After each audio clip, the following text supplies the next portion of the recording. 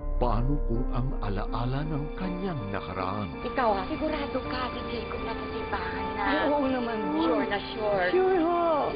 Biglang malilimutan na sa kasalukuyan. Matindi kasi yung sugat niya sa ulo. Kumusta nang pakiramdam mo? Sino ka? Buhay pa si Marinel. Mahal ko na si Sandra. Eh di, dalawa na anak mo niyan. Hindi, ano gagawin ko dito? Ikaw, ibenta mo. Hindi ko lang anak yan eh. Si Michelle ang anak ko. Si Michelle lang kikilalaning anak ni Sandra. Sandra ba yung pangalan ko? Ay, hindi.